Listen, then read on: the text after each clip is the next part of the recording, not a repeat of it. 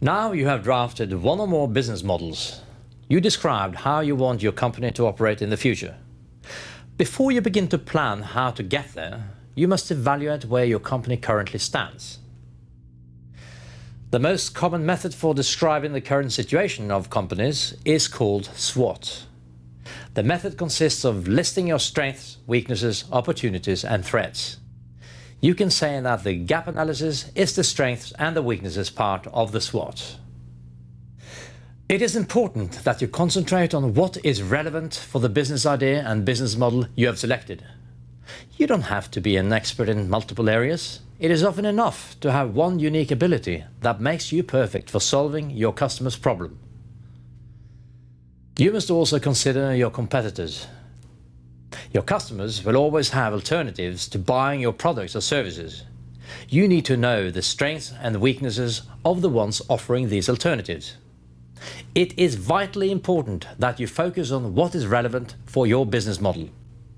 If a competitor makes a product that is generally excellent but not suited for your chosen target group, he is not relevant. And finally, you always have to revise and improve the gaps.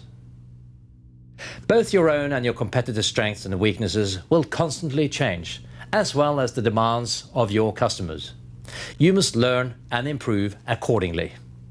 You start by identifying your toughest competitors. It's quite obvious that McDonald's competes with, for example, Burger King. But does McDonald's also compete with luxury restaurant French Laundry? Although the quality and price are very different, both can satisfy your hunger. John and Mark claim that they don't have any competitors at all. Heard it before. No one else sells electric longboards to the commuter market, they say.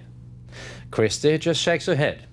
After all, the customer's need is not to longboard, but to get from the train station to the office.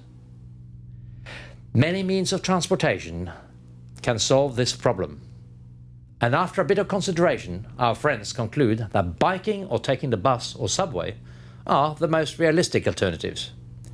You can do both without specific skills or equipment, and they don't require too much physical effort.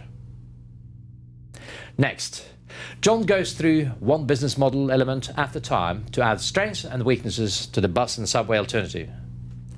For the problem of job commuting, he sees that buses are not going very often, particularly at night time, and that they do not always bring you exactly where you want to go. On the other hand, taking a bus or train is really simple.